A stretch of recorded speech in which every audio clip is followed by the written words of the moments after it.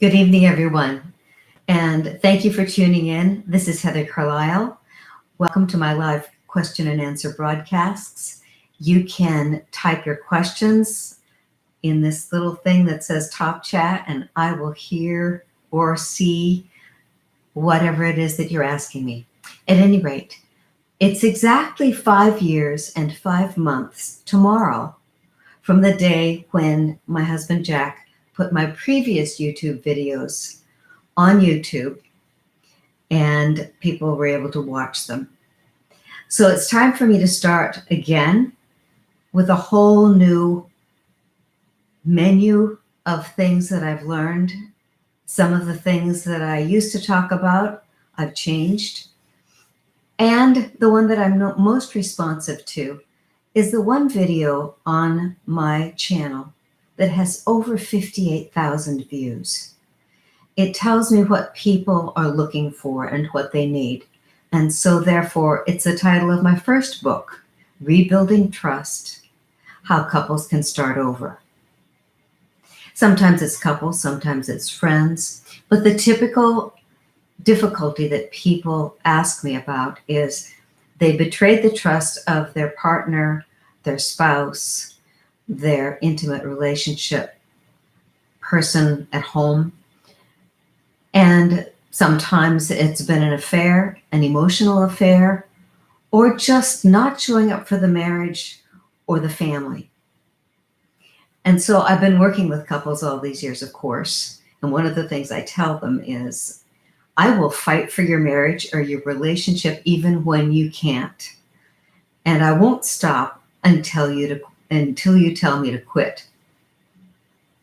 And that's how much I believe in marriage and intimate relationships, because that's how we make great homes.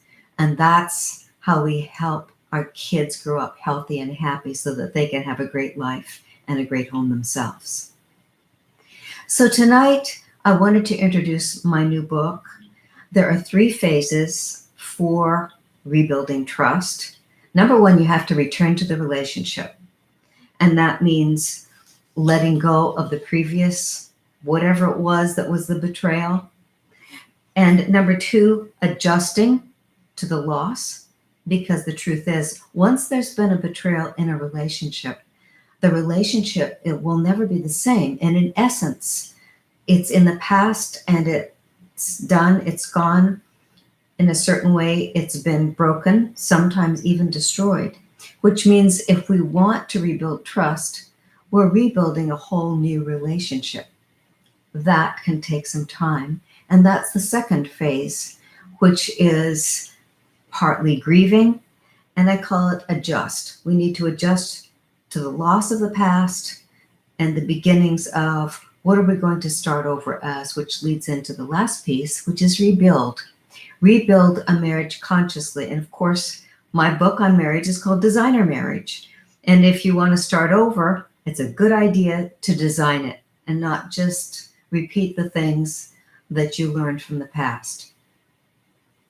And so tonight I wanted to, also in the beginning of the book, when people come to me and there's been a betrayal and they sincerely want to work on their relationship or their marriage, they are usually urgent, sometimes desperate, and willing to do just about anything. And that's a time when we want to use all of that energy and all of that energy to go fast and to go forward.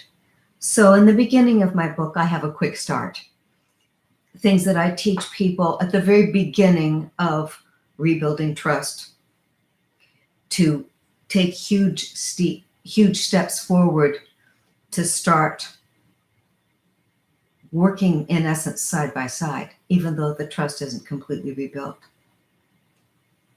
And so the largest portion of the return to the relationship, of course, you've got to end and stop whatever it was that was in the way or damaging or the betrayal. But there has to be an apology. And I know sometimes people never apologize. Sometimes people have a very hard time apologizing. Sometimes people apologize in a way that doesn't work. So one of the things that people usually do is they say, I'm sorry. And you may be one of those people where you've heard, I'm sorry, I'm sorry, I'm sorry over and over again. And some people say it every day, and it no longer has much meaning.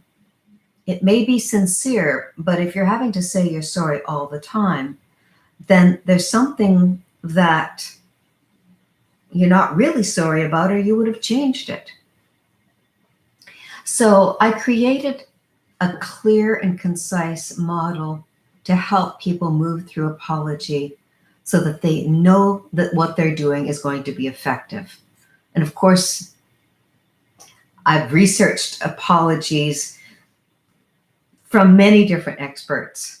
And there are 1,000 things to say about apology and to read about apologizing and how to be effective with your languages of apology.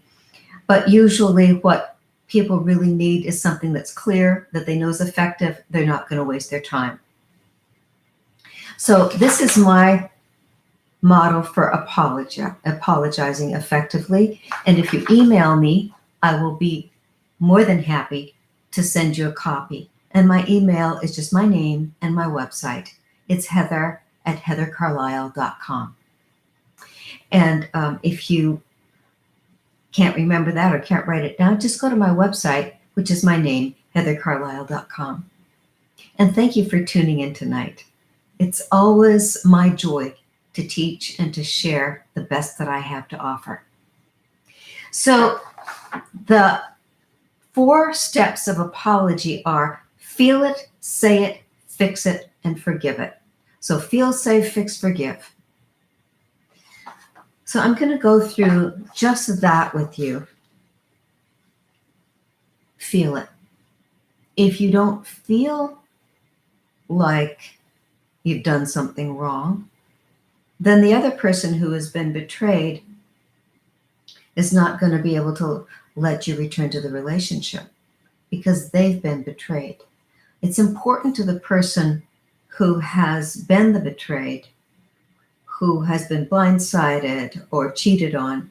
It's important for them to know that the person who did it to them really, truly is sorry for what they did and is sorry in an empathetic way for the pain or the hurt that they caused. So, number 1, feel empathy for the person you harmed. Feel healthy guilt. Take the responsibility willingly, like an adult, for what you did. You may not understand why, and that's a whole nother part of my book, and we are going to figure that out. Feel sorrow. Feel sorry that you hurt somebody, and feel regret. I wish I hadn't done that. What if I wouldn't have done that? So that's feeling it. If you don't feel it, then it seems as if you're heartless and that you don't really care. And why would somebody want to be in a relationship with a person who doesn't care? So that's the first part. Feel empathy for the one that you hurt. And this is emotional intelligence, which is putting yourself in the other person's shoes. So often we say, well, I'm going to give you my excuses and why I did it, and I'm going to blame you for part of it. Well, in a relationship, usually, I know it's 50-50, but if you're the one who stepped out or cheated or did something behind their back or made some kind of an addictive slip, if you don't take responsibility for that, it's pretty hard to point your finger at the other person. And when we're adults, we don't point the finger, we take responsibility, both of us. And so that's one of the things I mentor people in, is that I want you to take your part and I want you to take your part. And I'm going to help you figure that out. The 50% usually don't look anything alike, but it's in a relationship and it's 2 people. You want to, if you catch yourself pointing the finger at them and saying, well, what about me, poor me? If you catch yourself doing that, it's immature. and it's not going to work. So, and this is one of the things that I mentor people in all the time is please point the finger here. I'm an adult. I'm responsible for me. I can't change you. I can influence you. I can't change you, but I'm responsible to change me. And I will take my part and I will be responsible for my part. Then you can make some changes. One person changes in a relationship, changes the relationship itself. So feel the regret and the guilt. Because if you do that, then your heart is softened and you're feeling healthy empathy for another person. And oftentimes, if we make a mistake or we step out or do something that's disrespectful, we're not thinking about how it's going to affect our spouse or our beloved, which is too immature and too self-centered. It's not really in the role of a husband and a wife or two adult people, because in a truly adult, a truly adult intimate relationship, we put the other person first. And the other person puts us first, of course, too. And that ends up both people feeling more love than they ever thought they could receive. So your sincerity is necessary. Your sincere regret, your sincere sorrow is necessary for the other person to trust that your apology is sincere. So that's the first step, is feel it. And be honest and open about it. Some people have a very difficult time being honest about their sadness or their sorrow or apologizing, because typically they stay away from their feelings. And as adults and in a relationship, that kind of stiffness or unwillingness is immature. And we need to show up and be responsible and sometimes brave. That's my wind chime on my ceiling fan. And then after we feel it, we say it, which means we need to say it out loud, formally and respectfully. So if you are the one who caused the injury, you need to say it out loud and acknowledge it, which means say you're to blame. Say, I'm to blame. This is my fault. I was wrong. So you know how often people don't admit they're wrong? They don't take blame, and they don't say they're sorry. You know, it's something that people have not learned to do. In essence, it takes some humility. And so you want to say, I'm to blame and I was wrong. When we say that, even if you hear me say it just now, doesn't something shift? Doesn't something relax? And say, okay, then let's see what's next. And so at that point, what we do is we try to fix it. Or we want to figure out and find out what it's going to take to fix it. Because for an apology to be effective, it's for a specific person, not just anybody. So you want to be able to fix it with the person you love. And so that means in a quiet way, you move yourself into listening and you ask. And ask until you can feel comfortable that you understand. So ask what you broke. Because you may have broken a heart in a certain way and not in other ways. You may have broken a value or a credo, part of a commitment. You may have broken your word in some manner. You may have broken trust in all men or all women. It depends on the personality and the experience of the person in the relationship. What is it that you broke? Because that's what's important. That's the part that needs to be fixed. So fix and repair it, restore what was lost. Sometimes we can't restore what was lost except for reconnecting the relationship and living it over time. So ask what you can do to make it right. And so this is what's on the forgiveness model. Ask what you can do to make it right. And if something is broken, even a heart, it can often be mended. If something was taken away, make restitution. Give it back. Pay it back. Make it right. And even go the extra mile. So, for example, sometimes when people have lost trust, one of the spouses has just not paid attention to home or the relationship. They may travel a lot. They may spend a lot of time with either their guy friends or their girlfriends. And they may be investing in fun or work somewhere else, which means the relationship deserves time and attention. So making restitution in that form means figuring out how to spend positive, quality, fun time at home and with your beloved.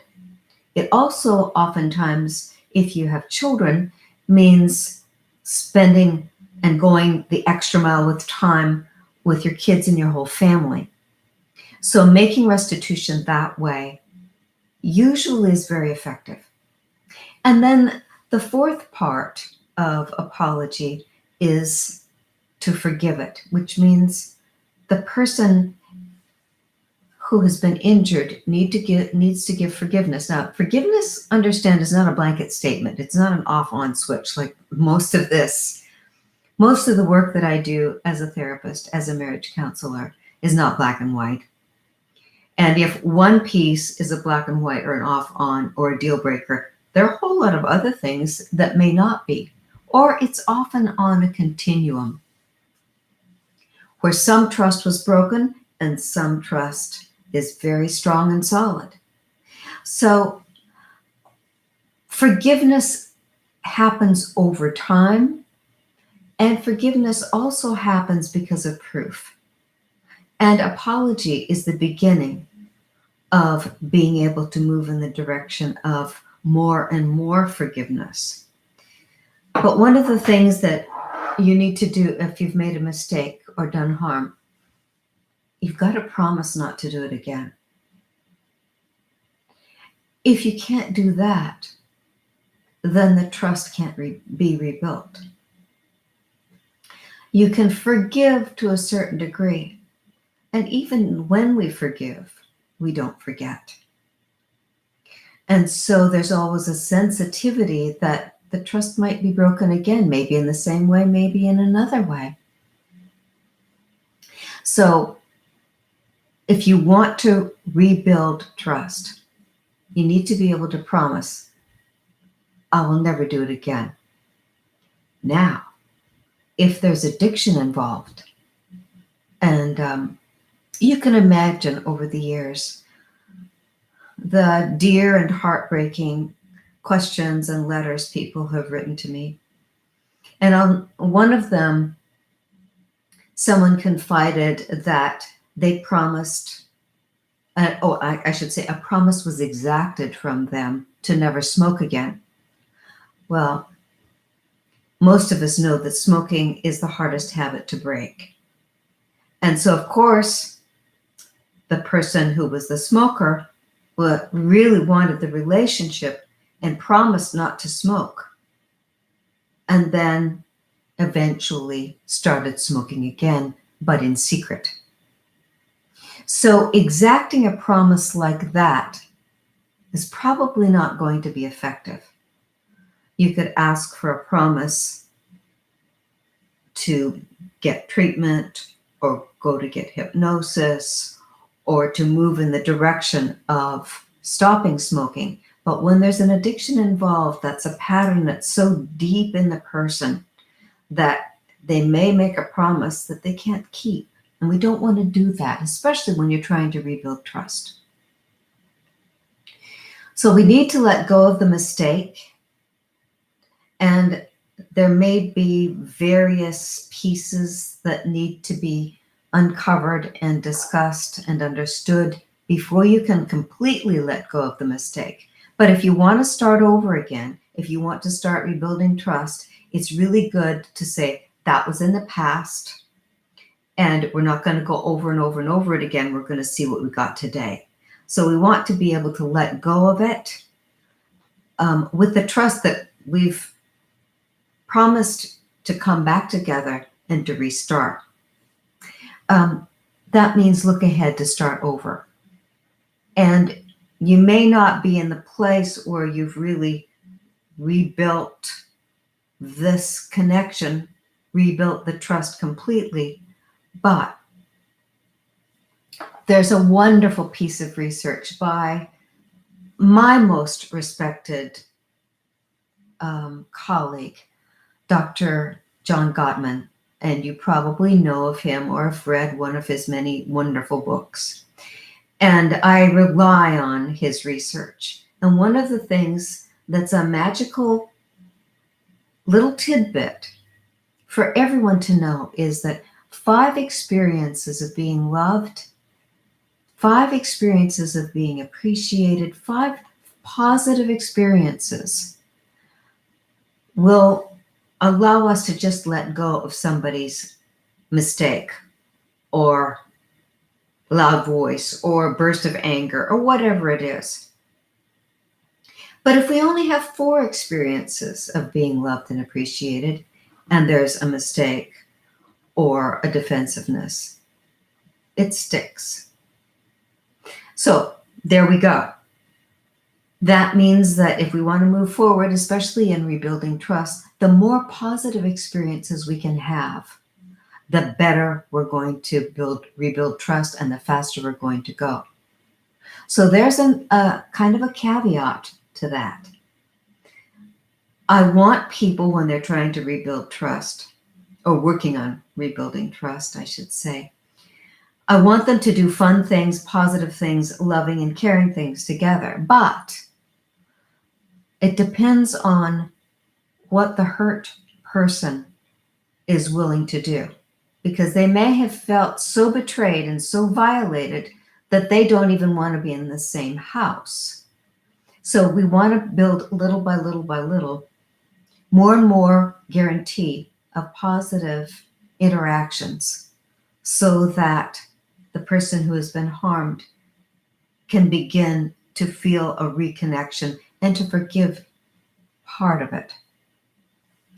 So you can stay in the unhappy place of guilt indefinitely, but when you feel it, say it, and fix it, you need to move forward in life. And I say that for both the people in the relationship. Make promises that you will never cause such harm again. Forgive yourself. Ask for forgiveness. Let it go and start over. I can say that, can't I? It's very, very simple for me to just put that in words, and yet to live it and do it.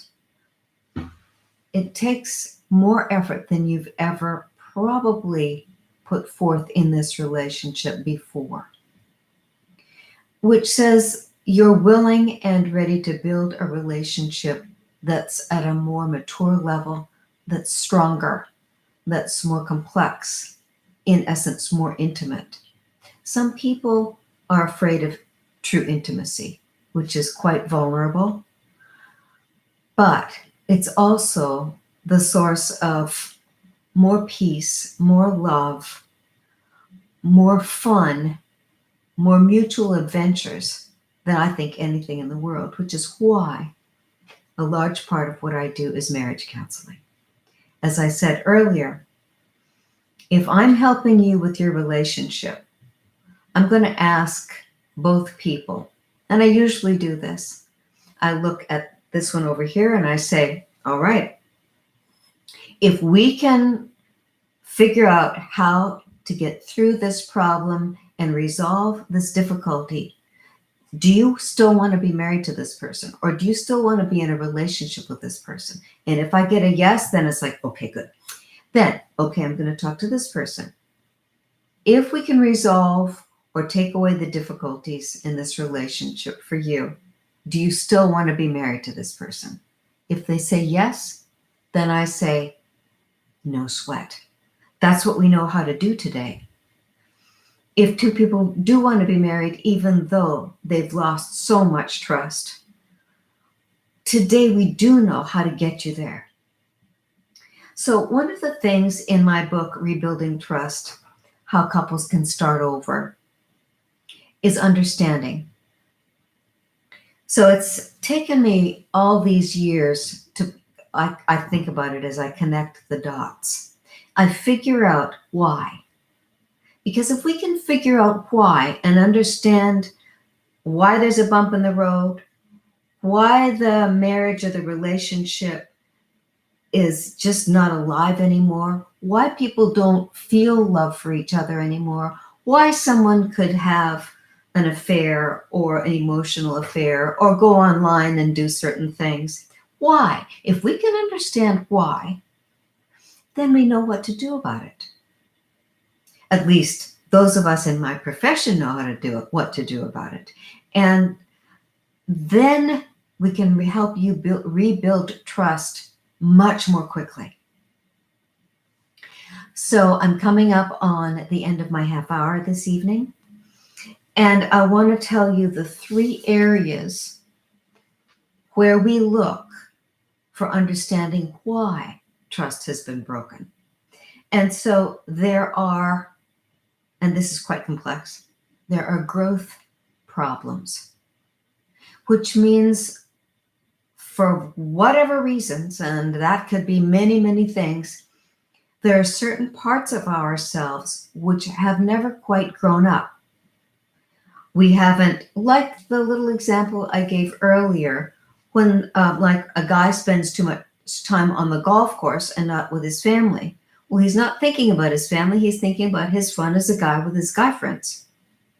Or a girl who goes to her happy hour or her book club every week, but she doesn't spend weekly one-on-one time with her husband. Those two are growth problems because they didn't grow into being adults. They're still doing that kind of knight and damsel stuff from their 20s and maybe even 30s. So there are 7 systems of growth problems, and that's quite complex, which is why that's a large part of me helping people rebuild trust. There are 2 other reasons that we break our trust. One is how we respond when there are troubles and there is grief. So for example, if someone or if a couple has a terrible thing happen in their family, maybe a death or terminal illness or something, and we don't know how to handle the devastation, it can remove us from the relationship. And in essence, we betray the relationship because of the agony that is eating our heart alive. So that's sometimes underneath a problem with needing to rebuild trust. And then the third thing is times and traditions. And you know this. Pretty much everybody I work with as a therapist or as a counselor says, well, my mom, or but my dad, or in our family, we. So the times and traditions that we're born into in our families, in our culture, our country, those can also get in the way of the bonds in an intimate relationship. And one of us or both of us end up betraying the other person's trust. So there you have it, the introduction to my new book, Rebuilding Trust, How Couples Can Start Over. You can always start over if you want your relationship or your marriage. And I'm here to help you do that. Thank you for tuning in. My kind of motto, I guess, is love life, treasure life, and love others. Know yourself, treasure life, and love others. Thank you for tuning in, and I will talk with you next week. If you have any questions, don't hesitate to email me, text me, call me. That's what I'm here for.